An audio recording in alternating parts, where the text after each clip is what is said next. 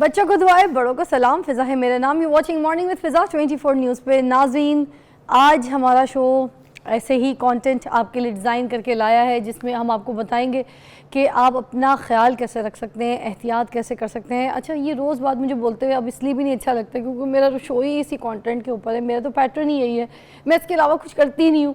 सुबह उठने के साथ ही हमारा प्लान, सारी चीज़ें जो है वो इसी के ऊपर होती है।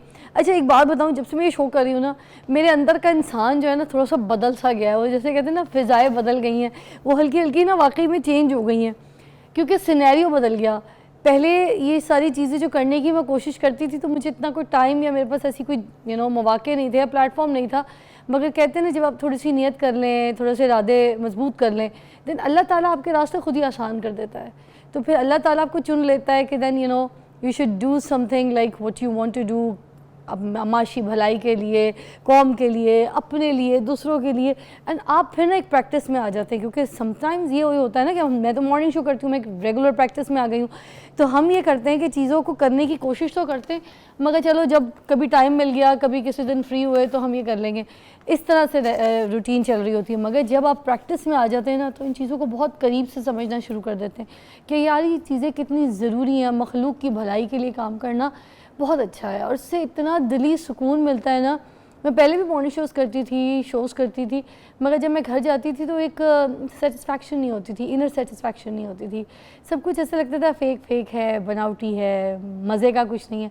ये सारा दिन जब आप सब कुछ करने के बाद, काम करने के बाद अपने बिस्तर पर लेटते हैं सोने के लिए, उस टाइम पे कोई नहीं होता। जब आप सोने जा रहे होते हैं उस वक्त आपकी रूह, आपकी सोच और आपका अल्लाह, तो ये सारी चीज़ों का एक कनेक्शन जो है ना वो बन जाता है। फिर उस वक्त आप ये रियलाइज़ कर रहे होते हैं कि यार सारा दिन में ये वाला जो काम हमने किया है ना, ये बड़ा अच्छा किया यार, ये सही था। वो जो सेटिस्फैक्शन है ना, इनर सेटिस्फैक्शन, वो बहुत ज़रूरी होती है। तो मुझे आजकल वो बहुत ज़्यादा मिल रही है, मुझे बहुत मज़ा आ रहा है। हाँ, मगर 2-3 बातें मैं बहुत ज़रूरी क्लियर करना चाहूँगी आपको कि देखिए, आप मुझे ना कंपेयर ना किया करें। मैं आपको बताती हूँ किस लिहाज से, फिर मैं आगे अपने प्रोग्राम और अपने मेहमानों की तरफ लेके जाऊँगी। Please do not compare me with my such work, such things with people. मुझे लोगों के साथ ना जोड़ा मत करें। मुझे अपनी सोच में जो आप लोगों ने एक फ़िज़ा बनाई हुई है ना, फ़िज़ा ऐसी है, फ़िज़ा वैसी है, please don't do this. Judgmental होना छोड़ दें। मैं जैसी हूँ ना, मुझे वैसा एक्सेप्ट करें, अंदर से बाहर से सोचें भाई कि मैं जिस तरह की हूँ मैं बस आपके सामने वैसी आती हूँ।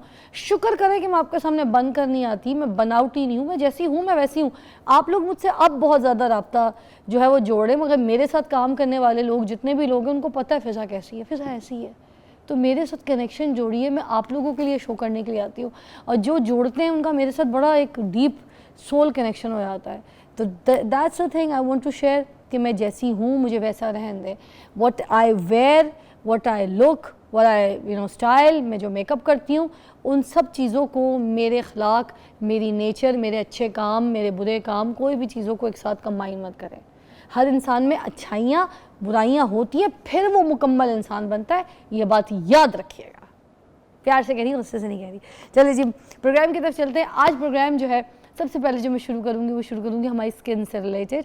स्किन में मैं आपको कोई गोरा होने का तरीका नहीं बताने वाली, मैं ये बताने वाली हूँ, इतने साइज़ के बच्चे होते हैं हमारे घर में, ठीक है, कभी जल जाते हैं, कोई चोट लग जाती है, घर में हमारे स्टाफ होते हैं काम करने वाले, वो कभी इस्त्री से जल जाते हैं, कभी हम खुद जल जाते हैं, कभी अल्लाह ना करे गाँव देहात में इतने बुरे बुरे हादसे होते हैं। कोई किसी को देखा होगा सिलेंडर से आग लग गई तो बर्न हो गया, कोयले में फूंक मारते हुए चूल्हे पे तो वो आंखों में जो है जलन चली गई, चेहरे पे चली गई, चिंगारियाँ चली गई, प्रेशर कुकर की स्टीम जो है उससे चेहरा जल गया, हाथ जल गया।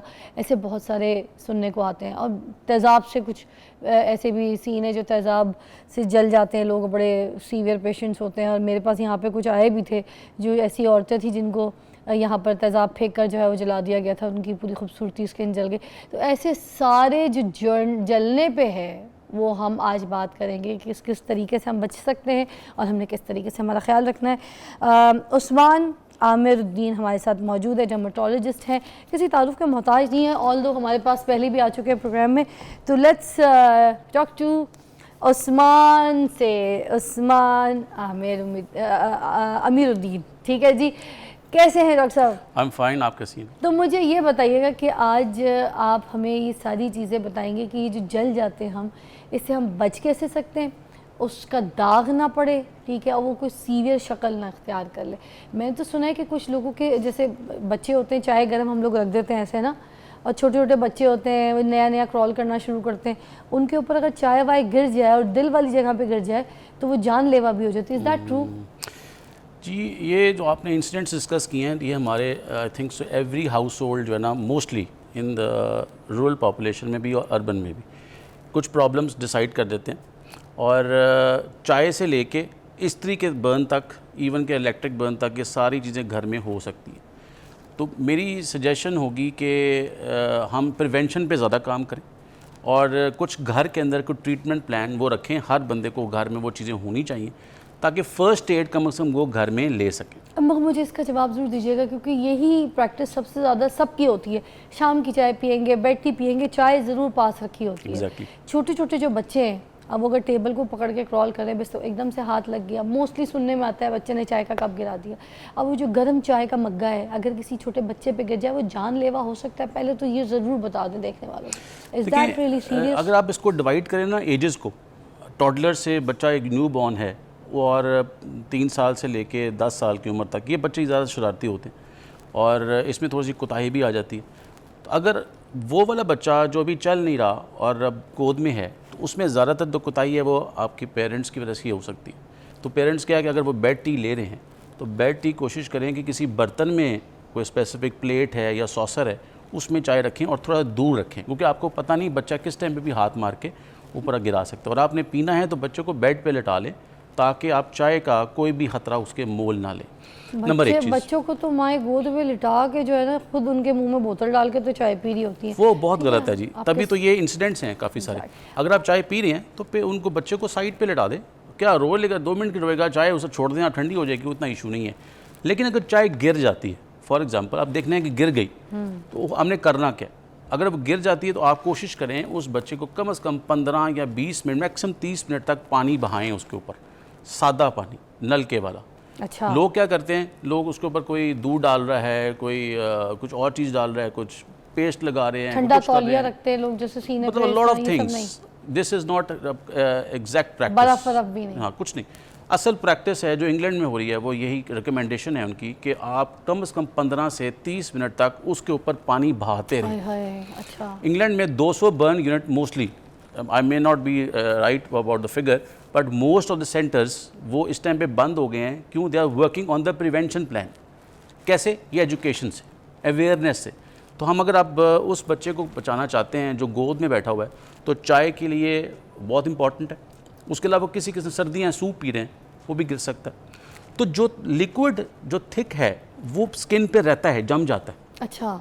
उसको उतारने का एक ही हल है, 15 से 20-30 मिनट के लिए पानी बहाते रहें। उससे वो साफ भी हो जाएगा, साफ भी होगा। दूसरा, वो जो गर्माइश की वजह से जो स्किन के ऊपर गर्माइश आ रही है वो बर्न करेगा, तो वो अगर उसने डीप जाना है तो वो हम उसको रोक सकते हैं कि वो सुपरफिशियल रहे।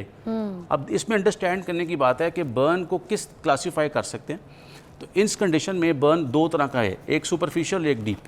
तो सुपरफिशियल में टाइप 1 हम कंसिडर करते हैं जिसमें सिर्फ जल्द जलती है, ऊपर से वो लाल सुर्ख हो जाती है, जैसे बहुत रैश और बहुत दर्द होती है उसके अंदर, बच्चा कराएगा, आप खुद भी आपके सर हाथ पे गिर जाए तो बहुत दर्द होती है। दूसरा ऑप्शन क्या है कि अगर चाय थोड़ी सी डीप गई है या कोई ऐसी गर्म चीज़ ऊपर डीप गई है जिस वजह से आंवला बन गया, बॉयल जिसे कहते हैं, उसमें पानी इकट्ठा हो जाता है, वो क्या होता है, वो सुपरफिशियल से थोड़ा डीप चला जाता है, टाइप 2A कहते हैं। तो वो उसमें 2 इंपॉर्टेंट चीज़ें हैं कि एक तो पानी बहाने से एक तो आंवला भी नहीं बनेगा, दूसरा वो जो इफेक्ट है सुपरफिशियल से डीप भी नहीं जाएगा। अच्छा, और उसके बाद फिर ये जो डॉक्टर वाला सिलसिला ये दिखाना है Exactly. पहले बच्चे को फर्स्ट एड देनी है हमें, पानी बहुत जरूरी है, नंबर 1। दूसरा, घर में हर बंदा 2 क्रीम्स रखे, एक ज़ाइलोकेन जेल, एक पॉलीफैक्स। ठीक है, बस ये 2 जेल्स अपने 15 मिनट पानी बहा के फिर ये लगानी ऊपर लगा दें। ओके, ऊपर लगा दें, मिक्स करके। हाँ, मिक्स करके, ज़ाइलोजेल और पॉलीफैक्स। और उसके अलावा आप उस बच्चे को कोई ब्रूफेन, को पैनाडोल दे दें, और ताकि थोड़ा पेन उस दौरान जो माँ ट्रीटमेंट कर रही है, जो उसका हस्बैंड है या जो उसका फादर है, वो किसी हॉस्पिटल में किसी दोस्त या बाप से कोई डिस्कस करे। तो फिर अगर उसको बुलाना है तो most welcome to the hospital. और देखें उसको फर्स्ट, कम से कम आप इस मैन्यूवर से उस बच्चे को उस चीज़ से बचा सकते हैं। अगर वो डीप जाता है तो वो ज़्यादा रंग भी छोड़ेगा, कालक भी छोड़ेगा। और अगर फेस, हम तो कहते हैं फेस बड़ी इंपॉर्टेंट ब्यूटी है, फेस के साथ साथ फुल बॉडी इंपॉर्टेंट है। ये आज का ट्रेंड है, everybody wants to be more presentable. सिर्फ फेस नहीं, हाथ बाजू हर चीज़ इंपॉर्टेंट है। Exactly. तो अगर बच्चा बड़ा होता है जी, 3 साल में जला था, वो जाता है 15 साल में, बात कैसे कहेगा? Who will complaint? किसको कंप्लेंट करेगा? कंप्लेंट ही सिर्फ पेरेंट्स को है, why did not you care. हाँ, मामा की वजह से हो गया था, बाबा के। अच्छा, एक ब्रेक लेंगे, ब्रेक के बाद वापस आएंगे तो हम यहीं पे जो जली स्किन है, किस तरह बर्न हो जाती है, क्या कॉजेज़ होते हैं, क्या लगाना चाहिए, जैसे अभी बताया ज़ाइलिक एसिड, और साथ में उनको लगाना है पॉलीफेक्स और ज़ाइलोकेन जेल, ज़ाइलोकेन जेल और पॉलीफेक्स क्रीम लगाना है फर्स्ट एड के लिए। सबसे पहले आपने रखना है। एक ब्रेक के बाद मुलाकात करते हैं।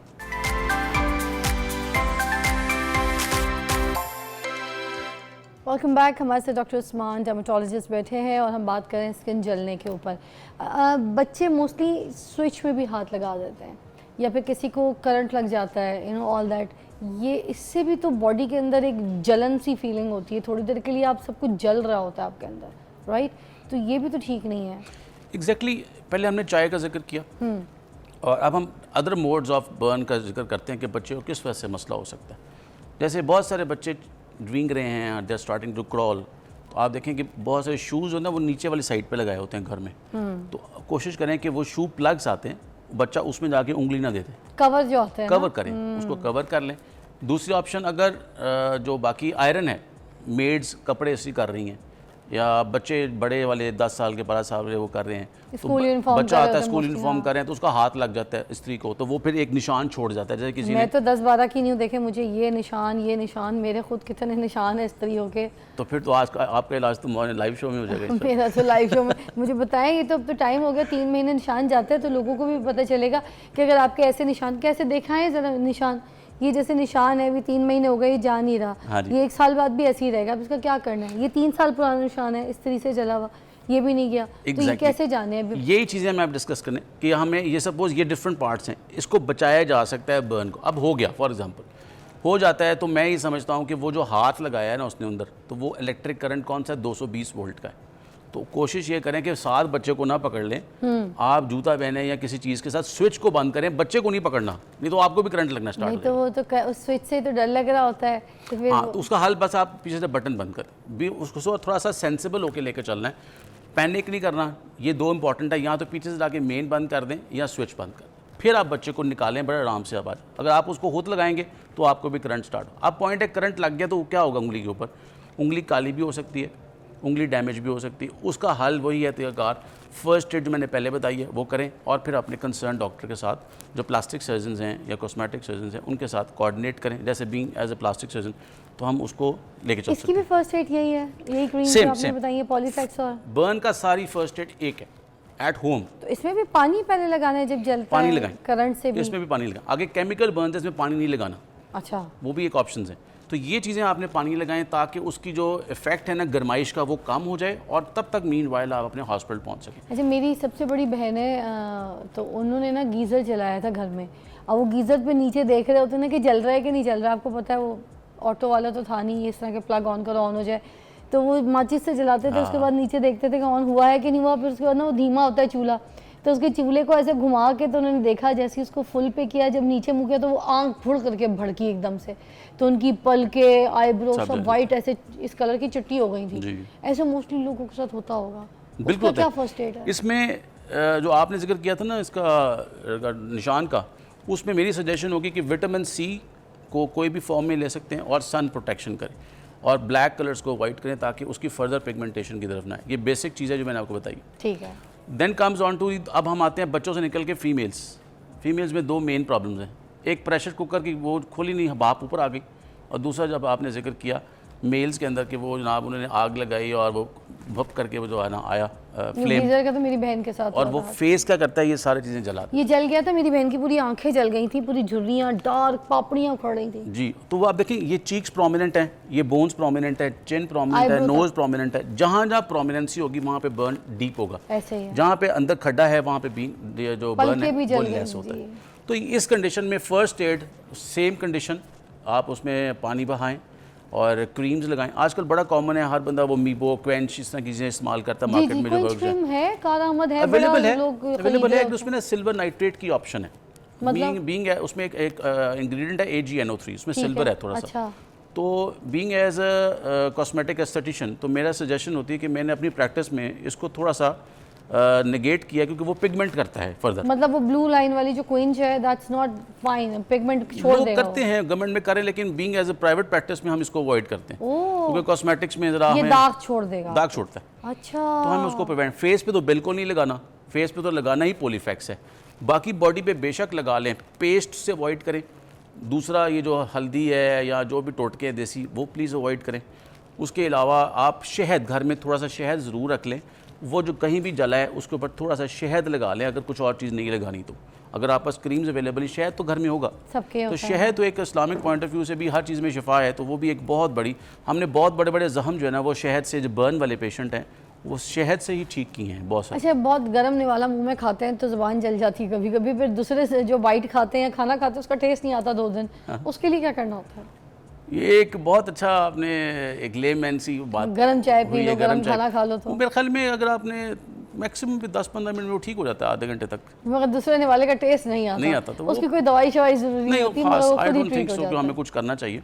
तेज़ाब से जो लोग जल जाते हैं उसके लिए तो फौरी तौर पे मुझे लगता है फर्स्ट एड होनी चाहिए। तेज़ाब जी ये 2 तरह के हैं ना, एक है असॉल्ट कि किसी को आपने जान के उसके ऊपर कर दिया, एक है जैसे बैटरी है, जैसे ये वर्कर्स हैं गाड़ियों वाले, इन्हीं के लिए पूछना चाह रही वो जब आप ओपन करते हैं तो वो तेज़ाब सारा जो है ना वो फेस पे आ जाता ऐसे है। ही, और हाँ। उसके लिए मेरी सजेशन होती है कि पेशेंट को घर में तो बिल्कुल भी डील ना करें, उसको जितनी जल्दी एमरजेंसी बेसिस के ऊपर उसको मूव करें टू द हॉस्पिटल, क्योंकि उसका जो फ्लूइड लॉस है ना वो ज़्यादा है। अगर ऑब्वियसली ऐसे पेशेंट घर में तो नहीं होते, वो बाहर ही किसी अस्पताल में किसी आसपास के पास काम कर रहे हैं, उनको घर तो शिफ्ट नहीं कर सकते। नहीं, अलबत्ता ये ज़रूर है कि जो अगर उस टाइम पे जला है तो बंदा उसको क्लीन कर ले, हाथ ज़ोर से ऐसे ना मूव करे, क्योंकि हो सकता है स्किन वहाँ पे डैमेज है, आप उतारेंगे तो वो स्किन वहाँ से उतर जाएगी सारी, क्योंकि वो तेज़ाब है तो मांस और हड्डी तक घुसेगा, है एग्जैक्टली ना? तो इसलिए मैं उसको खुद पर्सनली लोगों को सजेस्ट नहीं करूँगा कि आपको फ़र्स्ट एड लें, उसको फ़ौरन से पहले हॉस्पिटल शिफ्ट करें। अगर वहाँ पे कोई भी डिब्राइडमेंट या किसी किस्म के एक्टिव मेजर्स करने हैं तो वो हॉस्पिटल के इन्वायरमेंट में किया जाएगा। अगर वो ब्लड लॉस होता है, खून के फुहारे शुहारे निकलते हैं, तो आई वुड सजेस्ट कि उस टाइम पे आपको एमरजेंसी मैनेज करना आसान होगा। ठीक है। तो एक कुछ बर्न्स आते हैं पाउडर की फॉर्म में, वो आपने ज़रा ध्यान करना है, उसके ऊपर पानी नहीं डाल देना, नहीं तो वो शोले मार देते हैं ऐसे करके। हाय हाय हाय हाय। तो वो हम और जो तेज़ाब से जलते हैं उनको पानी के नीचे खड़ा नहीं उनके पानी की कर सकते हैं, लेकिन आई वुड सजेस्ट कि उसको हॉस्पिटल क्लीन एनवायरनमेंट किया जाए, तो वो उस टाइम पे किया वो बिजी रहेगा, rather going for at the personal thank first you ad. So much doctor Usman, आपने हमारी रहनुमाई की। और जिस तरह से जो लोग अगर बर्न हो जाते हैं किसी भी सिचुएशन से, जैसे हमने 4-5 यहाँ पर जो है क्राइटेरिया डिस्कस किए, और जो क्रीम्स, जो प्रिकॉशंस, जो बातें आपको बताई हैं, अगर उस तरीके से आप एहतियात करें, अपनी फ़र्स्ट एड करें और फ़ौरन फिर अपने मालिक डॉक्टर से जो है वो रुजू करें, तो अल्लाह ताला बेहतरी फरमाएगा। बाकी एहतियात is very important. Will see you after short break.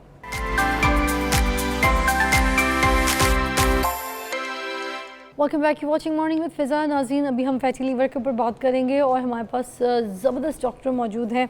हमारे पास माहिरीन मौजूद हैं जो कि हैं प्रोफेसर डॉक्टर ताज जमशेद, हेपेटोलॉजिस्ट हैं हमारे पास, और हम इनसे सारे वो सवाल करेंगे जो फैटी लिवर से रिलेटेड है। सबसे पहले तो हम इनसे ये जानेंगे कि फैटी लिवर होता क्या है। जी है ना, अस्सलाम वालेकुम। जी वालेकुम सलाम। Thank you for your time. Doctor साहब बताइएगा कि फैटी लिवर क्या होता है और इसकी अलामात क्या क्या होती हैं देखने वालों को। देखें, सबसे पहली बात तो ये है कि फ़ैटी लिवर, जैसे इसका लफ्ज़ी मतलब भी अगर हम देखें तो जिगर पर चर्बी इसको हम कहते हैं, और ये प्रॉब्लम आजकल बहुत कॉमन हो रही है क्योंकि हमारा जो लाइफस्टाइल चेंज हुआ है जिसकी वजह से जिगर पे चर्बी आना शुरू हो जाती है, और बहुत सारे मरीज़ हमारे पास इस चीज़ के आ रहे हैं, और इसको हमें लाइट नहीं लेना चाहिए क्योंकि ये हमारी ज़िंदगी के ऊपर भी असरात इसके आते हैं, हमारे जिस्म के ऊपर मुख्तलिफ, और इसकी बहुत सी वजूहात भी हैं जो कि आजकल के लाइफस्टाइल से कनेक्टेड है हमारी। तो इसलिए हम ये कह सकते हैं कि अमूमन ज़्यादातर मरीज़ वो होते हैं जिनमें ऐसी कोई अलामात नहीं होती, वो किसी और मकसद के लिए करवाते हैं तो पता चलता है, या शुगर के मरीज़ हैं या इनके कोलेस्ट्रॉल्स वगैरह ज़्यादा रह रहे हैं, तो हम जब टेस्ट करवाते हैं ख़ास तौर पे अल्ट्रासाउंड, तो पता चलता है कि फ़ैटी लिवर मौजूद है। तो फिर उस के साथ फिर हम आगे उसको मज़ीद वर्कअप डॉक्टर उसका उसकी करते हैं। वजूहात क्या क्या होती हैं फैटी लिवर होने की? देखें जो वजूहात हैं उसका जो मेन जो कनेक्शन है वो हमारी ओबेसिटी से है, वो जिसको हम वज़न ज़्यादा होना है। अच्छा, जी बिल्कुल, वज़न जब ज़्यादा होता है तो उसके साथ ये कनेक्ट होता है, और इसके साथ साथ शुगर का मर्ज़ क्योंकि बड़ा कॉमन हो रहा है हमारे यहाँ। और इसके अलावा ये है कि जो आपका कहने का मतलब ये भी है कि जो लोग दुबले होते हैं, स्मार्ट होते हैं, उनको फैटी लिवर इश्यूज नहीं होता? उनमें निस्बतन जो हमारे जो वज़न ज़्यादा वाले लोग हैं उनके इसमें बहुत कम चांस होता है, लेकिन हो सकता है। पाया क्योंकि- दोनों में जा सकता है। जी बिल्कुल हो सकता है, ऐसा नहीं है कि नहीं बिल्कुल नहीं होगा, हो सकता है। लेकिन ये होता है कि जो ओबेसिटी के मरीज़ हैं या ओबेसिटी जिनका वज़न ज़्यादा है, मोटापे के लोग हैं, उनमें इसका चांस बहुत ज़्यादा है। क्योंकि इसका एक ताल्लुक जो है वो हम जो क्योंकि मेडिकली हम देखते हैं तो इसको मेटाबॉलिक सिंड्रोम एक प्रॉब्लम है कि जिसमें जो ज़्यादा जो लिंक है वो इंसुलिन रेजिस्टेंस का है, क्योंकि इंसुलिन जो है बड़ी कनेक्टेड है हमारे फैटी लिवर के डेवलप होने में। अब देखिए हो गया है किसी को जी। अब एकदम से, अब इसका क्या ख्याल करना है, कैसे इसको टेक केयर करना है, अब आगे कैसे लेके चलना है अपनी लाइफस्टाइल को, अपनी तबीयत को, और ये बाकी दूसरे ऑर्गन्स में जाके क्या नुकसान करता है किसी के साथ? देखें सबसे पहली बात तो ये है कि जैसे हमने कहा कि ये फैटी लिवर जो है ये जब डेवलप होता है तो अमूमन तो अलामात नहीं होती, लेकिन जब ये बनता है तो उसके बाद इसके हमारे लाइफ के ऊपर असरात तो आते हैं। और हमें जो सबसे अहम चीज़ है वो हमें लाइफस्टाइल को चेंज करना बहुत ज़रूरी है, जिसमें सबसे पहली बात जो है वो अगेन वही आ जाती है कि अपने वज़न को जितना हम ऑप्टिमाइज़ करें, उसको कम करें, वो बहुत ज़रूरी होता है इसके अंदर। और इसी तरह जैसे अगर शुगर का मर्ज़ है तो उसको अच्छे तरीके से कंट्रोल करना, और बाकी जो चीज़ें हैं जैसे कि कोलेस्ट्रॉल है, ट्राइग्लिसराइड्स हैं, इनको भी ऑप्टिमाइज़ करना ये बड़ा ज़रूरी होता है, यानी उनको नॉर्मल रेंज में लेके आना। ये कौन कौन से हमारे जिस्म के ऑर्गन्स को जो है नुकसान पहुंचा सकता है? देखें इसका मेन तो जो फैक्ट है लिवर का बज़ाते ख़ुद उसके ऊपर होता है कि शुरू में ये जो फ़ैट आती है लिवर के ऊपर तो वैसे ही वो रहती है, उसका कोई जिगर पे असर नहीं आता। लेकिन इसके साथ फिर ये होता है कि ये कंडीशन होती है जिसको हम फैटी हेपेटाइटिस कहते हैं, कि ये जिगर की सोजिश शुरू कर देता है। तो जब ये जिगर की सोजिश अगर होती है तो अगर ये ज़्यादा देर चलती है तो इससे फिर जिगर के हार्ड होने का ख़तरा, जिगर के जो जब हार्ड होता है तो उसके साथ जिसको हम फाइब्रोसिस कहते हैं तो उसकी फिर पेचीदगियाँ बढ़ती हैं और ये फिर प्रोसेस आगे चलता रहता है। तो उसकी वजह से ये जिस्म के मुख्तलिफ़ हिस्सों पे मुतासर कर सकता है उनको, और उसमें हम ख़ास तौर पे पेट के जो मामला आते हैं उसमें प्रॉब्लम्स आती हैं। एक चीज़ जो बड़ी इंपॉर्टेंट है, जो लिंक है, वो है कि जो फैटी लिवर के जो पेशेंट्स होते हैं उनके अंदर दिल के जो अमराज हैं उसके होने का इम्कान बहुत ज़्यादा होता अच्छा। है, और इसी तरह जो गुर्दों के अमराज हैं उनके होने का, हत्ता कि ये देखा गया है कि जो हमारी बड़ी आंत है उसके कैंसर के होने का इम्कान भी ज़्यादा होता है आम लोगों की निस्बत। डॉक्टर साहब ये बताइएगा कि जब किसी को फैटी लीवर हो जाए किसी आम इंसान को, तो उसको ये पता कैसे चलेगा कि उसको ये इशू हो गया है, फैटी लीवर का पेशेंट है और ये इसमें बनना शुरू हो गई हैं कहानियाँ? देखें सबसे पहली बात तो जो मैंने जिक्र किया कि मोस्टली जो पेशेंट्स होते हैं उनको कोई अलामात नहीं होती, तो हम किसी और वजह से हम टेस्ट करवाते पता तो फिर चलता कोई है। आम बंदा क्यों जाए, टेस्ट क्यों कराए, या उसको क्या कोई सिम्टम्स कुछ पेशेंट्स ऐसे होते हैं कि जिनके अंदर ये पेट के ऊपर वाले हिस्से में दाएं तरफ थोड़ा बोझ का महसूस होना, थोड़ा दर्द का महसूस होना, ये हो सकता है अलामात। जी मेक श्योर दाएं तरफ, नॉट फुल कवर्ड जी फेस। बिल्कुल, ऊपर और दाएं तरफ। और दूसरी जो और इम्पोर्टेंट दाएं तरफ, ठीक है जी, और दूसरी जो इम्पोर्टेंट बात है वो ये होता है कि ये स्टेज के ऊपर भी डिपेंड करता है कि कितना जल्दी इसका पता चला है। जितना जल्दी पता चलता है तो इसके जो ऑब्वियसली जो हम मैनेजमेंट भी अच्छी हो सकती है, लेकिन जितना लेट पता चलेगा तो इसकी और बहुत सी अलामात जो है ना हमें मिल सकती हैं। तो उसके कोई ख़ास टेस्ट है? देखिए इसमें जो टेस्ट हैं, हम जारी बात है जो ज़रूरी टेस्ट हैं उसमें सबसे पहले तो एक तो अल्ट्रासाउंड से जिससे हमें पता चलता है, लेकिन जो ज़्यादा जो रिलेटेड टेस्ट हैं, एक तो जारी बात है कि हमने रीज़न देखनी है उसकी कि उसकी क्या रीज़न बन रही है, जिसमें हम कोलेस्ट्रॉल्स के टेस्ट करवाते हैं। स्पेशली उसके अंदर एक ट्राइग्लिसराइड होता है, हमारी एक ये चिकनाई की किस्म है जो ब्लड में होती है। इसके अलावा शुगर का टेस्ट है वो कराते हैं, और ये देखना कि इस फैट का जो लिवर के ऊपर आ रही है इसका लिवर के ऊपर क्या इम्पैक्ट आ रहा है, तो उसके स्पेशल टेस्ट होते हैं जिनको हम लिवर के एंजाइम्स के टेस्ट कहते हैं, तो वो हम करवाते हैं। तो उससे हमें ये पता चलता है कि इसका कितने असरात आ रहे हैं। मगर सर ये भी बताएं कि आम बंदा टेस्ट क्यों कराए, ये आम सब बंदा चीज़ पे टेस्ट क्यों जाए? करवाए? तो कोई पेन कोई एसएच भी होता है कि मतलब देखिए ना, समटाइम्स तो ब्लोटिंग वैसी हो जाती है आजकल के फास्ट फूड खाने की वजह से, ठीक है ना, और अब उसको ये नहीं समझ आएगा कि कभी राइट, समटाइम्स गैस भी हो सकती है, बिल्कुल है, एनीथिंग कैन हैपन। तो ये वाला जो कुछ और इसके अलावा कोई ऐसी अलामात, कोई साइंस हैं जिससे देखने वालों को समझ आए कि वो फ़ौरन चेक करवा लें ताकि उनका इलाज शुरू हो सके? देखें जो सबसे मतली वतली तो नहीं आती? आपने खुद ही एक जिक्र किया कि जी फास्ट फूड्स वगैरह, हाँ, हमारे बहुत सारे आजकल जो यंग जनरेशन है, आपको पता है कि हमारा लाइफस्टाइल पैटर्न चेंज हो गया है। They use to take more fast foods, ज़्यादा खाने की होती है।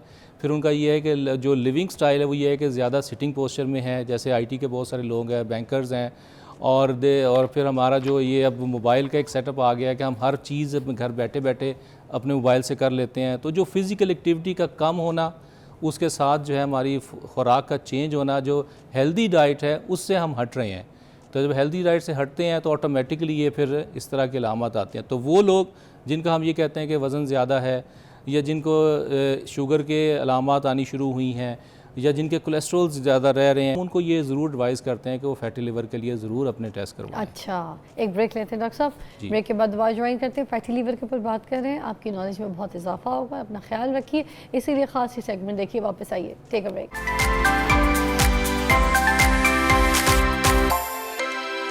Welcome back, you watching morning with Fiza. हम फैटी लीवर के ऊपर बात कर रहे हैं। डॉक्टर ताज हमारे साथ मौजूद हैं आपकी रहनुमाई के लिए। अच्छा डॉक्टर साहब, मुझे ये बताइएगा कि फैटी लीवर में इंसुलिन का क्या किरदार है? देखें, इसका किरदार हम इस तरह लिंक करते हैं कि जैसे मैंने पहले जिक्र किया कि मेटाबॉलिक सिंड्रोम, जिसकी जो बुनियादी जो साथ लिंक है वो है इंसुलिन रेजिस्टेंस। अब होता ये है कि जब ये इंसुलिन रेजिस्टेंस आती है तो उनके अंदर ये फ़ैट का डिपॉजिट होना लिवर का चांस बढ़ जाता है। और ये इंसुलिन रेजिस्टेंस का क्या ताल्लुक़ है आगे मज़ीद, इसमें स्पेशली जो हमारा है, जब लोगों का वज़न बढ़ता है और ख़ास तौर पे जो पेट के गिर जो फ़ैट है वो बढ़ना शुरू होती है, तो उसमें ये होता है कि इंसुलिन का जो काम करने की सलाहियत है वो कम हो जाती है, वो पूरी तरह काम नहीं कर पाती। जब वो पूरी तरह काम नहीं कर पाती तो ऑटोमेटिकली ये होता है कि वो उसके साथ फिर ये फैटी लिवर के डेवलप होने का चांस है। तो इसलिए ये कहा जाता है कि इंसुलिन रेजिस्टेंस एक बड़ी वजह बन रही है जो कि डेवलप होने की ओबीस लोगों के अंदर, और जब वो चीज़ होती है तो फैटी लिवर के चांसेस भी उनके साथ हमेशा ज़्यादा होते हैं। अच्छा, और डॉक्टर साहब मुझे ये भी बताएं कि जो इनहेरिटेड होती हैं बीमारियां, उनमें से कोई एक ये भी होती है कि अगर किसी को फैटी लिवर का मसला है तो वो आगे इनहेरिटेड, उसकी आगे नस्ल में भी, दर नस्ल में भी जाएगा? नहीं, उसमें देखें, जो इनहेरिटेड एज सच डायरेक्टली तो हम नहीं कह सकते कि ये इनहेरिटेड डिजीज़ के अंदर आएगा, लेकिन वो डिजीज़ जो इनहेरिटेड हैं जिनकी वजह से ये हो सकता है, जैसे मैंने कहा कि शुगर का मर्ज़ है, जैसे ये कोलेस्ट्रॉल्स की प्रॉब्लम है, कुछ तो लोगों की फैमिली में रन करती हैं, तो ज़ाहिर है कि उसके साथ हम लिंक कर सकते हैं। लेकिन डायरेक्टली ये कहना कि फैटी लिवर फैमिली में रन करेगा वो नहीं है। ये क्या हमारे कुछ दवाएं भी फैटी लिवर की वजह बन सकती हैं? बिल्कुल हैं, उसमें कुछ दवाइयाँ ऐसी हैं जैसे कि ये स्टीरॉयड का इस्तेमाल है, हमारे बड़ा कॉमन है। स्टीरॉइड्स में मतलब जैसे वेट लूज के लोग बहुत ज़्यादा इस्तेमाल करते हैं, आजकल दुनिया लगी हुई है, वज़न कम करने के स्टीरॉइड्स इस्तेमाल करते हैं, कुछ लोग वज़न बढ़ाने के स्टीरॉइड्स इस्तेमाल करते हैं, और दूसरे स्टीरॉइड्स क्या क्या? नहीं, देखें, जो जहाँ तक ये स्टीरॉइड्स का ताल्लुक है, ये वज़न कम करने के लिए, ये मिथ है। वज़न कम करने के लिए स्टीरॉइड्स इस्तेमाल नहीं होते। रादर ये होता है कि ये हमारे यहाँ स्टीरॉइड जो है ना बेसिकली अपनी वेलबींग के लिए इस्तेमाल करने की कोशिश करते हैं। अच्छा, ठीक है, हम भी कुछ करवाते हैं लेकिन उन पेशेंट्स में जिनके रियली इंडिकेटेड होता है। अच्छा, लेकिन वो लोग जो लॉन्ग टर्म इस्तेमाल करते हैं, बार बार स्टीरॉइड्स का इस्तेमाल करते हैं, तो उनके अंदर ये डेवलप होने का चांस होता है। अच्छा, उनमें ये पेन किलर मेडिसिन वगैरह भी ऐड होती हैं कि अगर कुछ ये भी पेन किलर्स इस्तेमाल भी करते हैं, हैं तो कुछ मेडिसिन ऐसी हैं जो कि कैंसर के लिए इस्तेमाल होती हैं, उनमें से भी चांस होता है कि ये फैटी लिवर जो है वो डेवलप हो जाए। किसी पेशेंट का ऑलरेडी हाई कोलेस्ट्रॉल हो, जी, अल्लाह ना करे, एंड देन साथ उसको ये फैटी लिवर इश्यूज हो जाए, तो फिर कितना प्रॉब्लम हो सकता है क्रिएट? देखें, उनके अंदर फिर ये है कि इसकी पेचीदगियों के होने के चांसेस हमेशा बढ़ जाते हैं। जैसे कि पेचीदगियाँ मैंने जैसे कहा कि जो फैटी लिवर है उसकी आगे इसकी जो नेक्स्ट स्टेज है जिसको हम फाइब्रोसिस कहते हैं, वो उसके चांसेस भी बढ़ जाते हैं। और दूसरी चीज़ ये है कि जब ये कोलेस्ट्रॉल ज़्यादा रहते हैं फैटी लिवर के साथ, तो जो दिल की बीमारियां हैं और गुर्दों की बीमारियां, उनके इम्कानात भी बहुत ज़्यादा होना शुरू हो जाते हैं। तो इसका मतलब ये हुआ कि फैटी लिवर को एज ए लाइट नहीं लेना चाहिए।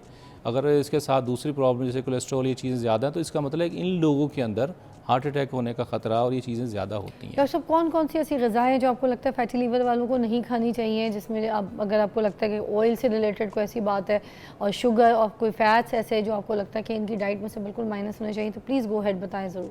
देखें, ये बड़ा अहम क्वेश्चन है आपने किया, और उसमें जो डाइट का डायरेक्टली ताल्लुक है, और इसमें ख़ास तौर पे जो हमारी एक तो फास्ट फूड है, ठीक है, दैट इज़ क्रॉस लगा दूँ? ओ यस, क्रॉस, फास्ट फूड की बजाय हेल्दी फूड की तरफ आएँ जिसमें वेजिटेबल्स हैं और वाइट मीट है। इवन रेड मीट जो है उसको भी हमें कम से कम लेना चाहिए। अच्छा। Red meat. इसके साथ जो दूसरी जो इम्पोर्टेंट चीज़ है कि ये जूसेस जितने भी हैं, इसके अंदर फ्रुक्टोज होता है। ये क्या होता है? फ्रुक्टोज, ये अच्छा।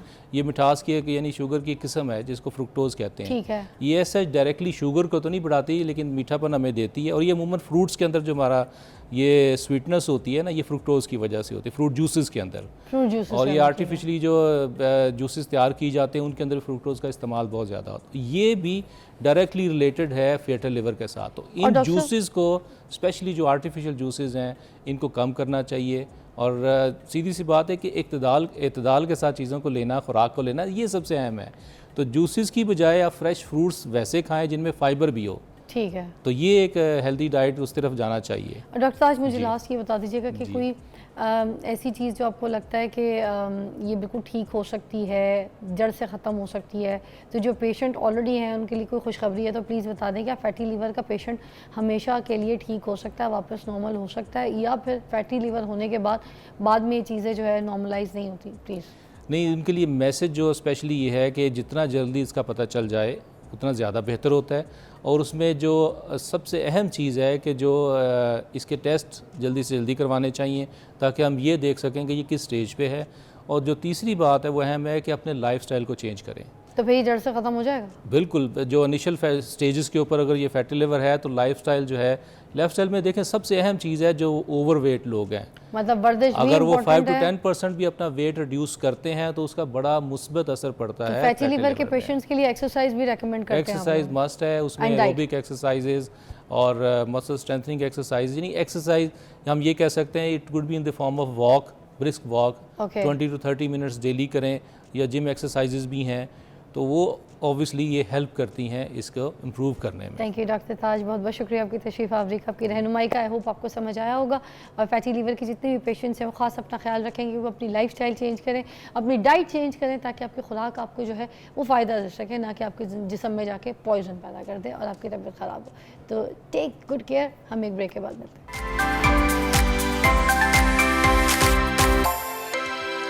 Welcome back, you watching morning with Fiza. नाज़रीन, आज हम बात करेंगे कि हम जब अदालत के पास जाते हैं, अपना कोई मुकदमा लेके, कोई केस लेके, कोई फ़ैसला सुनने के लिए जाते हैं, मुंतज़र होते हैं, तो हमें हमारे फ़ैसले में इतनी ताख़ीर क्यों मिलती है, जवाब में इतना लेट डिले क्यों होता है, और कानून जो है वो इतना लेट फ़ैसला क्यों देता है, जजेस बार बार पेशी पे चेंज क्यों हो जाते हैं। मतलब पाकिस्तान में अदालत के थ्रू फ़ैसला लेना आसान है या मुश्किल, इन सारी चीज़ों के ऊपर बात करेंगे। इंसाफ किस तरह से हासिल किया जा सकता है, उसके क्या तौर तरीके हैं, क्या राइट्स हैं हमारे, और कानून से हम किस तरीके से फ़ायदा हासिल कर सकते हैं, इन सारी चीज़ों के ऊपर हम आज बात करेंगे हमारे प्रोग्राम में। देखते रहिएगा, क्योंकि ख़ास तौर पे जो दीवानी अदालत है इसको भी डिस्कस करेंगे, जो हमारे सिविल केसेस हैं इस पर डिस्कस करेंगे। और बहुत ही सीनियर पर्सनालिटी हमारे पास मौजूद है, सीनियर लॉयर हमारे साथ मौजूद है, राजा अब्दुल रहमान साहब। तो सबसे पहले तो अस्सलाम वालेकुम and thank you for your time. बहुत बहुत शुक्रिया सर। सबसे पहले ज़रा बताइएगा कि पाकिस्तान के अदालती निज़ाम में इंसाफ का हसूल इतना मुश्किल क्यों है कि लोग अपना इंसाफ लेने के लिए अदालत के कोर्ट के जो है ना धक्के खा रहे होते हैं? अदालतें जो है ना जी, इसमें एक तो हायरार्की ऑफ द कोर्ट्स जो है, यानी सुप्रीम कोर्ट से सिविल जज तक और मैजिस्ट्रेट से सुप्रीम कोर्ट तक, तो इसमें जो है कैटेगरीज जो है केसेस की, वो मेनली सिविल और क्रिमिनल साइड पे हैं। और फिर सिविल में आगे आ जाता है फैमिली केसेस, रेंट मैटर्स। और अब इसमें आपका खसूसी तौर पे ये सवाल है कि सिविल केसेस में जो डिले है उसका सबब जो है वो क्या है। एक तो ये जनरल बात हो जाएगी कि जजेस की बहुत कमी है, केसेस जो है वो बहुत ज़्यादा, एक जज के पास अगर लिस्ट है 80 की, 70 केसेस की, 100 केसेस की, तो एक दिन में वो एविडेंस भी कितनी कर लेगा और कितना उसको एक्सपीडाइट करेगा। एक तो जजेस की जो कमी है, यानी हाई कोर्ट में इस वक्त स्ट्रेंथ 60+ है जजेस की, लेकिन 34 के लगभग जजेस जो हैं वो अपनी खिदमात सर अंजाम दे रहे हैं। बाकी जजेस अभी तक अपॉइंट ही नहीं हुए। अच्छा। हाँ, फॉर द लास्ट 2 ईयर्स तो एक जज भी इन्होंने तो अपॉइंट सबसे नहीं पहले किया। तो काम जजेस के ऊपर होना चाहिए, शायद इसी वजह से ताख़ीर है कि आवाम जो है वो मुंतज़र रहती है कि फ़ैसला कब होगा। फिर जजेस जो है वो चेंज भी हो जाते हैं, जो थोड़े बहुत होते हैं, तारीख पे तारीख दी जा रही होती है, मगर उसके बाद केस जो है वो वैसे ही लटका हुआ रहता है। This is really not fine, not fair. ये एक सबब जो है वेरी जजेस वेरी की, लॉजिक, बहुत अच्छा जो पॉइंट आपने तादाद है वो पूरी होनी चाहिए। अब होता ये है कि एक मुकदमे में, दीवानी के एक मुकदमे में एक फरीक के इंटरेस्ट में होता है कि वो उसको डिले करे। यानी अगर मामला है किराएदार का और मालिक मकान का, For या example? दुकानदार का और उसका जो लैंडलॉर्ड है, जी, तो उसमें टेनेंट का इंटरेस्ट है कि ये डिले हो, यानी मामला लंबा हो, और वो हीले बहाने से उसमें बाज़ दफ़ा लॉयर्स जो हैं वो भी एक सबब बनते हैं एक हद तक। तो कैसे सबब बनते हैं फॉर एग्जाम्पल? यानी कोई डेट ले ली, कोई दरख्वास्त फ्रीविलेसी जो है पटिशन दायर कर दी। इसी तरह फैमिली केसेस में जो मेंटेनेंस के केसेस हैं तो उसमें फिर जजेस अलाउ क्यों करते हैं सर इस तरह की चीज़ के लिए, ताख़ीर के लिए? एक इंसान का केस लटका है तो सालों लटका हुआ है, फैसला ही कोई नहीं है। उस इंसान ने जिस अपनी बच्चों के लिए, अपनी ज़िंदगी के लिए कोई पैसे कमाने, या कोई चीज़ उसकी मलकियत है, या उसकी कोई प्रॉपर्टी अटकी हुई है, उसके फ़ैसले के लिए वो धक्के भी खा रहा है, वो पैसे भी खर्चा कर रहा है, मगर उसके बावजूद जो जवाब है, इंसाफ है, वो इतनी ताख़ीर के बाद उस पर नोटिस किया जा रहा है। तो why is that, why is that? क्यों जजेस ये स्टैंड क्यों नहीं लेते कि भाई ये चीज़ नहीं होगी, ये एप्लीकेशन अप्रूव नहीं होगी, नोटिस नहीं होगा, ये ताख़ीर नहीं होगी, फैसला होना है जल्दी, पहले मुझे केस दो, पेशी दो? जजेस के अलावा जो बाकी स्टेक होल्डर्स हैं उनको भी अपना रोल प्ले करना चाहिए। और अभी बड़ी ही ज़रूरत इस बात की है जी कि जो एल्डर्स हैं जी इन दी लीगल प्रोफेशन, मतलब साबिक जजेस हैं, सीनियर लॉयर्स हैं, उनको सर जोड़ के बैठना चाहिए। न सिर्फ सिविल में, क्रिमिनल साइड पे जो है जिस तरह से वो तफ्तीश जो है, और जिस तरह पुलिस FIR में जो है दर्ज करने में बहुत डिले कर देती है बाज़ दफ़ा, और इन्वेस्टिगेटिंग ऑफिसर जो है वो अपना रोल प्रॉपरली प्ले नहीं जबकि करता। अगर कोई FIR दर्ज करवाने आता है, कंप्लेन दर्ज कराने आता है, तो सबसे पहले तो उसकी सारी चीज़ों को नोटिस किया जाए, मगर यहाँ पर हमारी ये एप्लीकेशंस ही नहीं दर्ज होती हैं सबसे पहले, तो यही बात है। ये देखिए, ये अभी रिसेंटली मेरे एक्सपीरियंस में एक बात आई है जी प्लीज शेयर। कि under the nose of the chief minister ji एक बेवा औरत जो मुंशी अस्पताल लाहौर जी की रिहायशी है, उसके घर पे 14-15 लोग उसके घर में दाखिल हो गए, अच्छा, और वहाँ से सारा उसका सामान जो है वो उन्होंने अपने जो है पिकअप वगैरह उसमें वो ले गए, और 15 पे कॉल हुई, पुलिस भी आ गई, और पुलिस वो सामान लेते हुए ले जाते हुए देख भी रही है। हाय और उल्टा जो है उस खातून को, FIR भी दर्ज हुई है, लेकिन उस खातून को पुलिस तफ्तीश कर रही है कि तुमने इस जगह पे कब्जा कर लिया है, उल्टा। और अभी उसने तफ्तीशी जो है उसने अभी तक कोई किसी किस्म की कोई बरामदगी नहीं की, कोई मुलज़म गिरफ्तार नहीं किया। और ये लाहौर शहर है, क्या होता होगा दूर दराज इलाकों में। कुछ तो ये अलार्मिंग है सिचुएशन। यानी एक तनहा बेवा बूढ़ी औरत वो क्या कर सकती है? और हाँ, वो वहाँ पे CCTV कैमरेज में भी वो सारा कुछ है। सर एक मुझे बात बताएं, जैसे एक बिल्कुल नॉर्मल तबके का एक आदमी है, बेचारा बिल्कुल मेहनत करता है, मजदूर है, गरीब है, ठीक है ना सर? बड़े मैं आपसे पास आके इसलिए मैं बात करूँ ताकि ज़रा हम एक पेज में आके ऑडियंस को समझा जी, सकें। प्लीज़। अब वो बंदा, वकील की फ़ीस भी है, चीज़ें भी उसने अफोर्ड करनी है, उसकी कोई ऐसी मलकियत, कोई ऐसी ज़मीन जहाँ वो खेती बाड़ी कर रहा है, या कोई भी ऐसा काम, उसका कोई केस वो लेके जाता है, अब वो इन सारी फ़ीस के साथ, इन सारी चीज़ों के साथ किस तरीके से कानून से इंसाफ हासिल कर सकेगा? देखिए, ये this is a sign of interrogation. यानी फिर इंसाफ जो है वो एक गरीब आदमी के लिए मुख्तलिफ है और पैसे वाले के लिए मुख्तलिफ है। इसी तरह जो पॉलिटिकल केसेस हैं, हाय। जो कॉन्स्टिट्यूशनल केसेस हैं, उनकी सूरत हाल मुख्तलिफ है। और इस तरह लोग इंसाफ के हसूल के लिए जो है वो फांसी जो है वो हो जाए तो वो बेहतर है। उम्र कैद की सज़ा वो काट के घर भी चला गया होता है तो बाद में केस वो लगता है उसका। सर मुझे बताएं, क्या हम अपना केस बगैर वकील के अदालत में लेके जा सकते हैं? देखिए, वकील जो है वो तो इंस्ट्रूमेंट है ना, ठीक। और उसके बगैर तो ज़ाहिर है उसने ज़ुबान बनना होता है अपने क्लाइंट की।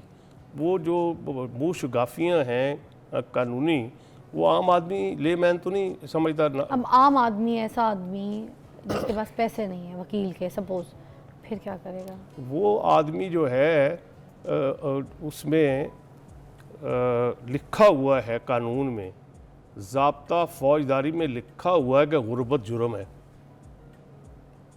यानी अगर कोई शख्स अपने किस तरह से वो अपने लिविंग जो है वो किस तरह कैसे गुजार रहा है, कहाँ से खाता पीता है, अगर वो ये ना बता सके तो जेल में जाए। जी, ये अभी वही गोरे का कानून अभी तक है, कानून की किताबों में है। सो गुर्बत बजाते खुद एक जुर्म है। सर मुझे आज वैसे मैं काफ़ी टाइम से शो कर रही हूँ, मगर मुझे आज ये सवाल और मैं आपसे जो पूछा, जवाब जो मुझे मिला है, मतलब गुर्बत भी जुर्म है कानून की नज़र में? जी, गुर्बत एक जुर्म है। तो मतलब हम बगैर वकील के अदालत में भी नहीं जा सकते? ये जी, तो क्लियर हो गया। जा सकते से मुराद ये है कि इन पर्सन आप पेश हो सकते हैं, कोई पाबंदी नहीं है। हाँ, मगर उसका कोई जवाब नहीं है। लेकिन उस तरह से आप जो है वो यानी किस किस्म के केसेस में आप जाएंगे। फ़र्ज़ करें वो कोई रेंट मैटर है या वो है फैमिली केस है या कोई और इस तरह सा कोई कॉम्प्लिकेटेड मैटर है, यानी जिस तरह सूट फॉर स्पेसिफिक परफॉर्मेंस है, कोई प्रॉपर्टी वगैरह आपने ख़रीदी है, कुछ एडवांस दे दी है, कुछ मतलब, तो ये सारे लीगल जो एस्पेक्ट हैं वो तो वकील नहीं देखने हैं ना, वो तो आम बंदे के। दीवानी अदालत है, इसमें आपके पास कौन कौन से केसेस आते हैं? आपको लगता है कि मगर खैर एक ब्रेक के बाद फिर हम इन केसेस के ऊपर भी बात करेंगे। मगर आपने ना सीरियसली मैं बताऊँ वकील साहब, थोड़ा सा ना दिमाग ऐसे घुमाया है, क्योंकि माशरा बड़ा अजीब तरीके से हो गया है, हालात भी बड़े ख़राब हैं। इकॉनमी देखें हमारी कहाँ है, लोग कमा नहीं पा रहे, लोग खा नहीं पा रहे, लोग बच्चे पाल नहीं पा रहे। एंड देन अब ये तो गुर्बत भी जो है ये सुनने में आ गया है कि गुर्बत एक जुर्म है कानून की नज़र में। ब्रेक के बाद बात करते हैं।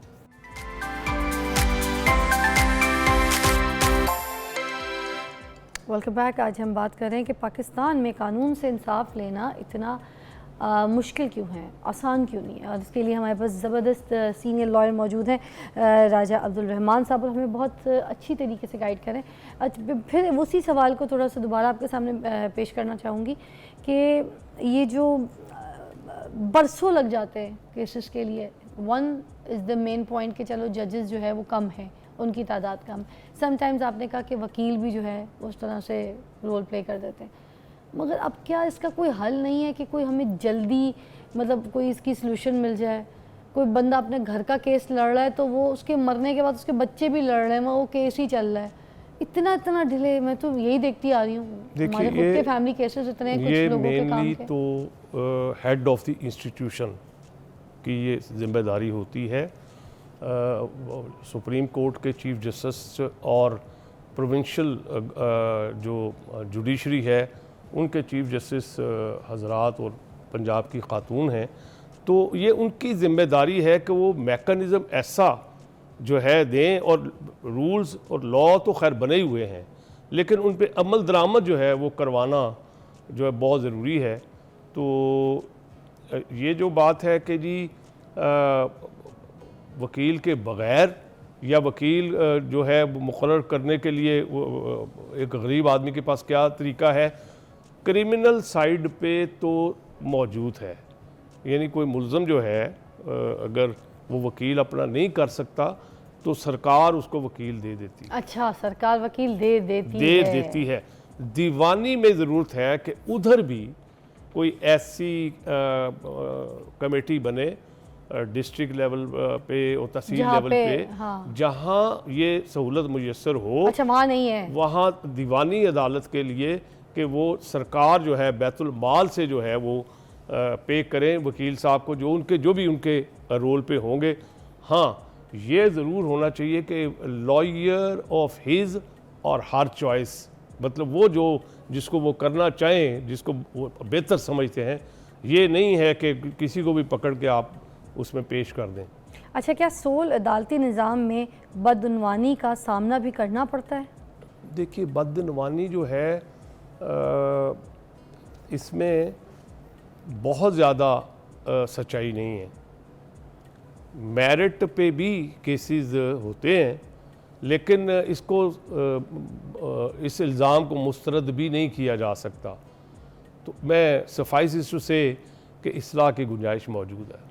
अच्छा, और अदालत के बाहर तनाज़ात के हल के लिए ADR के क्या फ़वाइद और नुकसानात होते हैं वो भी बता दीजिए। इसमें ये एक लिहाज से पंचायती सा मामला हो जाता है, तो उसमें अगर फ़रीक़ैन का जो है आपस में तस्फ़िया जो है कंप्रोमाइज़ करवा दिया जाए तो वो बचत हो जाएगी, टाइम भी जो है कंज्यूम कम होगा, और जो एक्सपेंसेस है लिटिगेशन के उससे भी इंसान बच सकता है। मुकदमात के फ़ैसले में ये जो कानूनी ख़र्च की अहमियत है वो क्या है वो भी बता दीजिए। कानूनी खर्च जो है उसकी अहमियत क्या है, ये आम आदमी की पहुंच से मतलब होता है या नहीं? रिसेंटली जो कोर्ट फीस की दरख्वास्त पे 2 रुपये का लगता था, अब अमेंडमेंट करके उन्होंने 100 रुपया कर दिया है, और मतलब एकदम से इंक्रीज़ कर दिए हैं, ये चीज़ें बहुत आगे तक बढ़ा दी हैं। अब कोई सिविल मैटर किसी ने करना है 2 लाख से ज़्यादा मालियत का है तो 15,000 कोर्ट फीस देना पड़ेगा। तो ये मतलब आहिस्ता आहिस्ता जो है इंसाफ के दरवाजे गरीब आदमी के लिए बंद किए जा रहे हैं।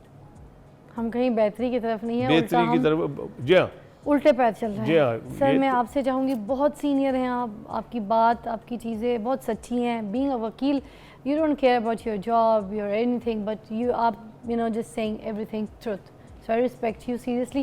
This is your camera. आप प्लीज़ आवाम से मुखातिब होके इंसाफ के बारे में कोई बात करना चाहते हैं तो प्लीज़ गो हैड, कोई अपील करना चाहते हैं तो गो हैड, आपके पास 1 मिनट है सर। देखिए जी, मैं ये समझता हूँ कि ये जो काला कोट है ये अमानत है कौम की। लॉयर्स को बिलखुसूस अपना रोल प्ले करना चाहिए। वसाइल ना होने की वजह से कोई शख्स इंसाफ से महरूम नहीं होना चाहिए। ये अगर आप महीने में एक शख्स की भी मदद करते हैं तो मैं समझता हूँ इस तरह से गरीब आदमी जो है वो इंसाफ के हसूल से महरूम नहीं रहेगा। क्या बात है जी sir, thank you so much. और हम ब्रेक के बाद आपको मुलाकात करते हैं। यहाँ पर अभी इंसाफ के बारे में हमने बात की है, अब दूसरे टॉपिक की तरफ रवा दवा होंगे मगर एक ब्रेक के बाद।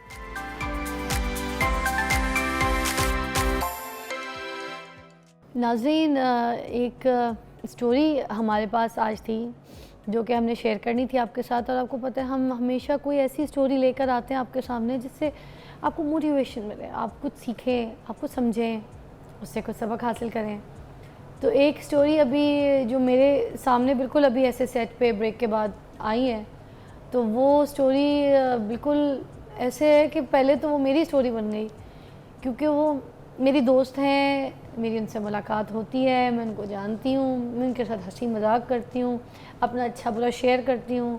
अपनी बेटी को भी लेके जाती हूँ उधर, फराल को भी, जहाँ पे ये काम करती हैं, और उधर जाकर मैं अपनी बेटी के साथ बातें, हंसी मजाक सब कुछ शेयर करती हूँ।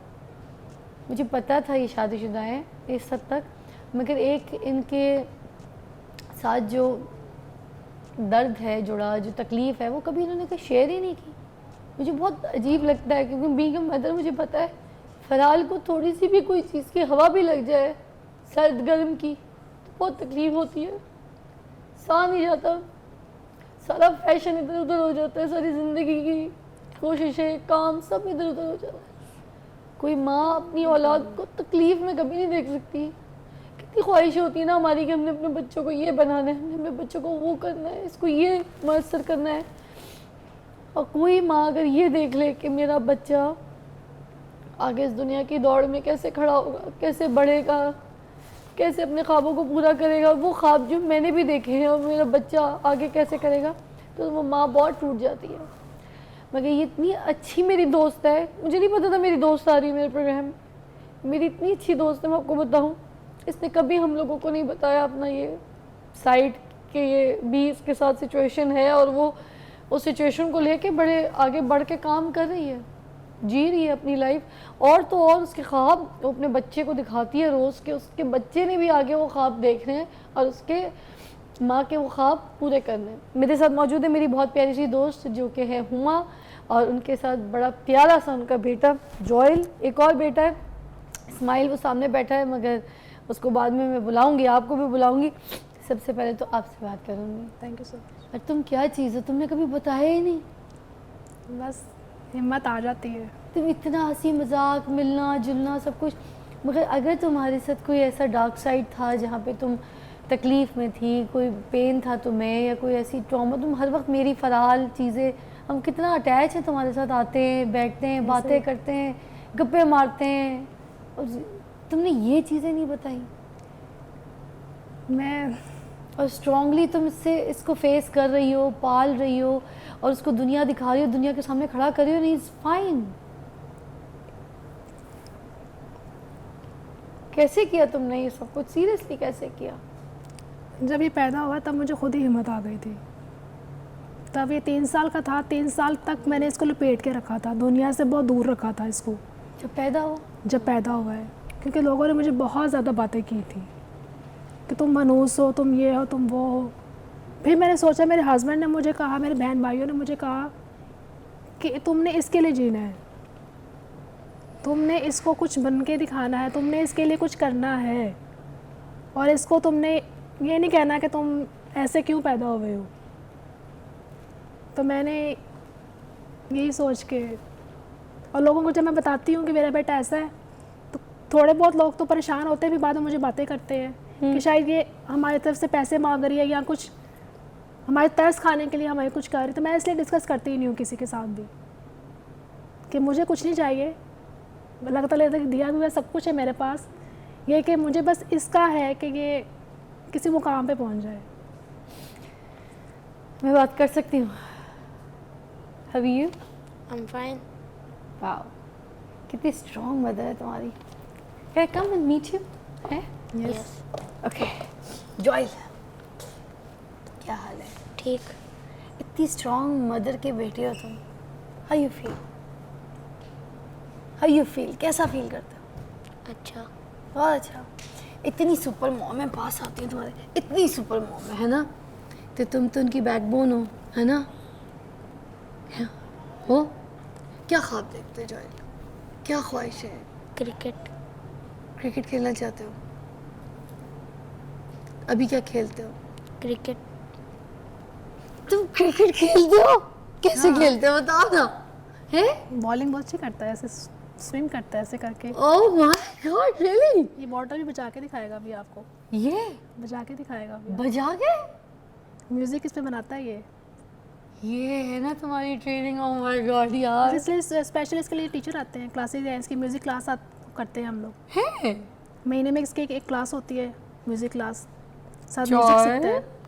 क्या मज़ा है, कभी तुम कुछ बजाओ ऐसे और मैं गाऊं, या फिर तुम बजाओ और आतिफ असलम गाए, तुम बजाओ अली ज़फ़र गाए, फिर राहत फ़तेह खान गाए, कैसा लगेगा? ख्वाब पूरे हो जाएंगे, है ना? तो बजा के दिखाओ, फिर आगे बातें करते। चलो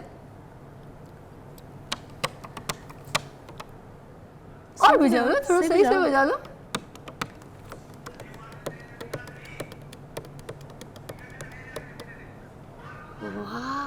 अभी इसका हारमोनियम हम लोग घर भूल आए हैं, हाँ, वो थोड़ा सा ख़राब हो गया था, तो तो हामिद मैंने यहाँ पे हारमोनियम बजा लेता है।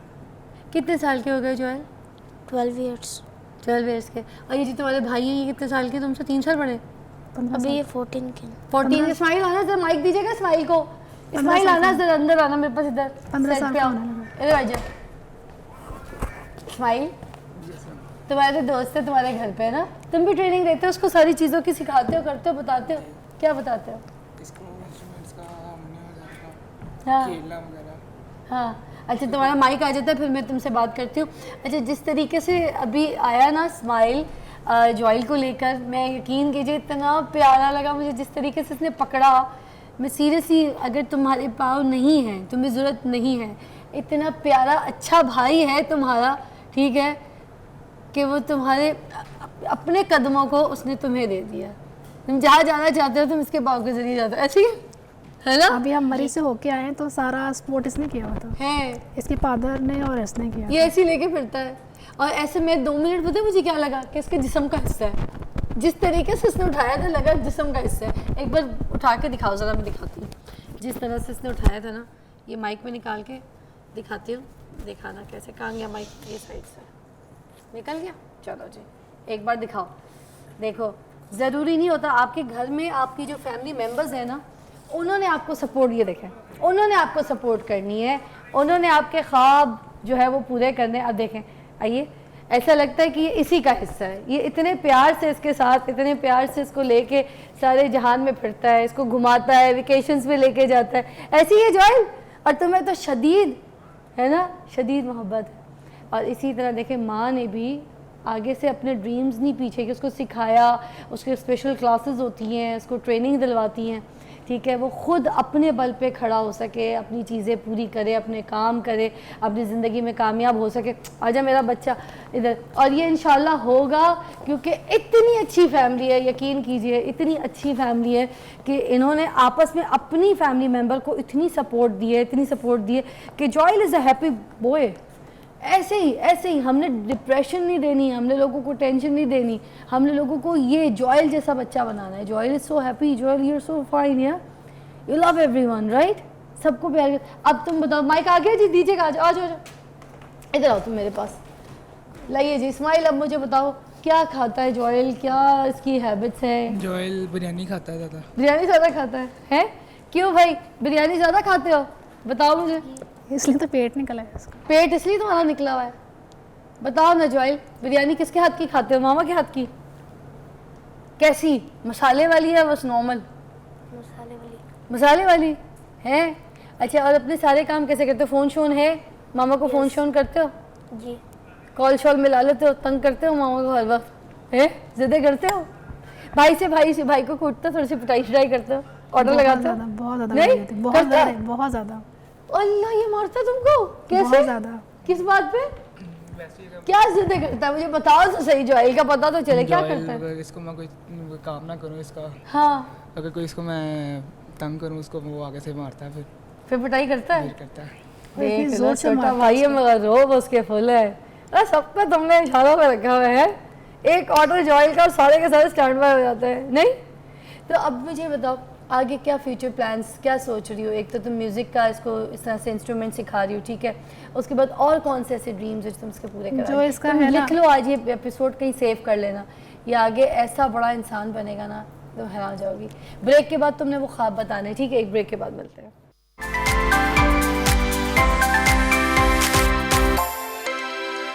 वेलकम बैक मेरी दोस्त हुमा के 2 बच्चे जॉयल और इस्माइल, दोनों माशाल्लाह बड़े प्यारे, बड़े होनहार, बड़े ख्वाब पूरे करने के इरादे रखे हुए। मुझे बताइए और कौन कौन से ख्वाब देख रहे हैं अपने, स्पेशली जॉयल के लिए? जोहिल के लिए इसको क्रिकेट का बहुत शौक है। हाँ। मैं चाहती हूँ कि आजकल उन्होंने काफ़ी मजदूर लोगों के वो निकाली है उन्होंने क्रिकेट जी, कि व्हील चेयर बैठ के वो क्रिकेट खेल रहे हैं। हाँ, तो मेरा हाँ। ये ख्वाहिश है कि जॉयल भी उस टीम में जाए। अरे और मेरी क्या ये क्या ख्वाहिश है हमें बताएं, और क्या ड्रीम्स है? ये तो चलो बहुत अच्छी ख्वाहिशें, मैं चाहूँगी पूरी भी हो, मैं अपील भी करूँगी कि ये, और ये मैं आपको बता रही हूँ, ये तो बहुत प्यारी है, ये हो जाएगी, टैलेंटेड लड़का है, कर लेगा, और यूँ इसको करेगा। शाहीन अफरीदी से मिलने का बहुत शौक है। क्या करेगा? शाहीन अफरीदी से। शाहीन अफरीदी वो इसका फेवरेट शाहीन है। अफरीदी से हम अपील करते हैं कि प्लीज़ मुलाकात कीजिए, एक बच्चा आपका फ़ैन है, ठीक है, जॉयल मेरी दोस्त है, हुमा उसका बेटा है, आप इसके जो है ना प्लीज़ ख्वाहिश को पूरा कीजिए, ज़रूर मिलिए, प्लीज़ ज़रूर मिलिए, ये मेरी रील वायरल करें ताकि मुझसे मिले प्लीज़। और क्या ख्वाब है इसके, और क्या ख्वाब है इसके? यही ख्वाब है कि मैंने क्रिकेट खेलनी है, मैंने कहीं पहुंचना है, मैंने क्रिकेट खेलनी है, मैंने शाहीन अफरीदी से मिलना है, यही बस सोचता रहता है। बस मैं कहती हूँ स्टडी करो, पढ़ो, तो इंजीनियर पढ़ाई भी बनो। तो कर रहा है माशाल्लाह। मैं चाहती हूँ कि इंजीनियर बने ये, ओह रियली? मैं चाहती हूँ, बट ये उस साइड पे आता नहीं है। ये तुम्हारी ख्वाहिश से थोड़ा सा हट के काम कर ये रहा है, मैं अपनी चाहती ख्वाहिशें पूरी कर रहा मैं है। चाहती हूँ कि इंजीनियर बनो, कहता नहीं मैंने नहीं इंजीनियर, मैंने क्रिकेट की तरफ आना है। अच्छा, तो मैं समझाती हूँ बेटा कि आप कैसे खेलोगे, आपके हाथ पाँव नहीं है तो फिर कैसे खेलो, कैसे भागोगे, वो तो भाग भाग के खेलते हैं। हाँ, तो मैं कह आप कैसे करोगे? फिर एक दिन ना वो यूट्यूब पे एक वो सीन आ रहा था तो कहता मामा ये देखिए व्हील चेयर बैठ के खेल रहे हैं सारे, ये भी तो क्रिकेट खेल रहे हैं ना, तो मैं नहीं खेल सकता ऐसे। अच्छा, उसको वो रास्ता मिल गया ना। तो वो मुझे फिर बड़ा हुआ, मैं कहा ठीक है चलो देखते हैं। मगर पढ़ाई भी ज़रूरी है, पढ़ाई भी करनी है। अम्मी की भी ख्वाहिश, पता है अम्मी की भी ख्वाहिश पूरी कर, पढ़ाई के साथ करोगे ना ये सारी चीज़ें ऐसे आसान प्लेट में आएंगी, है ना इस्माइल? तू पता क्या होता है फिर, पढ़ाई साथ है तो ये सारी चीज़ें प्लेट में मिलनी है ना, पढ़ना ज़रूरी है। अच्छा, स्कूल्स किस तरह से, कोई स्पेशल स्कूल है? स्पेशल स्कूल है इसका और स्पेशल सारे हैं सारे वहाँ पे, बट ये है कि हाँ पिक एंड ड्रॉप हम लोग खुद देते हैं। अब पढ़ाई में कैसा है? पढ़ाई में कभी कभार थक जाता है क्योंकि इसकी ये चीज़ है बॉन है, तो जब लिखना बहुत ज़्यादा पड़ता है तो फिर वो थक जाता है कभी कभार। राइट, वो तो फिर वो जब थक जाता है तो लिख लेते हैं सब बहुत कुछ। प्यारा माशाल्लाह यार, ये भी स्किल्स हैं कि मैंने- मतलब पढ़ाई के साथ लिखना भी नहीं इतनी पूरी पूरी कॉपी लिख लेता है। अच्छा, टाइपिंग सिखाइए? टाइपिंग भी कर लेता है ये। बहुत इंटेलिजेंट हो तुम तो, आई एम सो इम्प्रेस्ड। मैं आपको बताऊं सीरियसली, मैं ये समझती हूँ माजूर तो हम जैसे लोग हैं जिनके हाथ हैं, पाँव हैं, सब कुछ हैं, 2 आँखें हैं, मगर उसके बावजूद हिम्मत नहीं है, कुछ नहीं करते, घर बैठे रहते हैं, रोटियां तोड़ रहे होते हैं, कुछ समझ नहीं आती, बस अपनी ज़िंदगी को कोस रहे होते हैं। हम माजूर हैं, ये थोड़ी है, ये स्पेशल है। अल्लाह ने इनको स्पेशल बना के भेजा है, मगर साथ इनको स्पेशल क्वालिटीज़ के साथ भेजा है। इनके पास स्पेशल क्वालिटीज़, स्किल्स हमसे बेहतर है। लोगों से क्या कहना चाहेंगी? वो कैमरा आपका ज़रा कीजिए ना बात, लोगों से भी बात कीजिए। लोगों से मैं ये कहना चाहती हूँ कि प्लीज़ आपके जो बच्चे ऐसे होते हैं तो प्लीज़ उनको इंकरेज करें, उनको आगे बढ़ाएं, घर में ना बिठाएं उनको, बल्कि उनको फेस टू फेस करना सिखाएं। मैं एक एज अ माँ होके जी, हमारे जो बच्चे ऐसे जो माजूर बच्चे होते हैं वो ना बाहर निकलने से थोड़ा सा घबराते हैं। स्पेशल क्या है? मैं तो कहती हूँ सिर्फ स्पेशल है, क्यों? माजूर नहीं है।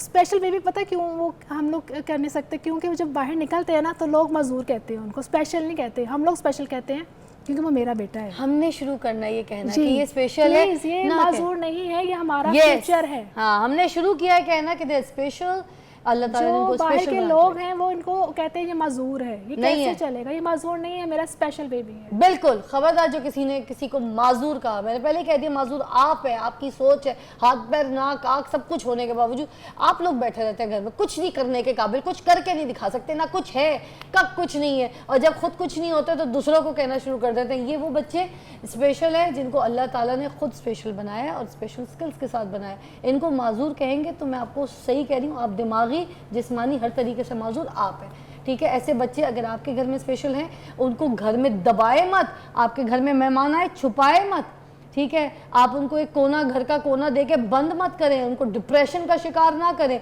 उनको कैद ना करें, ठीक है? हंसना खेलना उठना बैठना खाना पीना ख्वाहिश इधर उधर सब उनकी चीज़ें हैं, उनके साथ रिश्ते जुड़े हैं, उनके साथ दोस्त जुड़े हैं, फ्रेंड्स हैं उसके, जाता है उठता है बैठता है खेलता है, सब ऐसी माओ को सलाम जो अपने बच्चों को ऐसी तरबियत दे रही हैं और आगे लोगों, हम जैसे लोगों के साथ जो है ना सामने मुकाबला खड़ा कर रही हैं कि वो उनके साथ फाइट करें। I salute the mother and a child and also brother. Wow, smile, you are so good. तो इसी तरह अपने बच्चों को भी करेज करें अगर आपके भी स्पेशल है, ठीक है? आई होप आपको हमारे इस स्टोरी से बहुत कुछ सीखने का, समझने का मौका मिला होगा, and I hope next time आप किसी को माजूर नहीं स्पेशल कहेंगे। सी यू इंशाल्लाह नेक्स्ट वीक।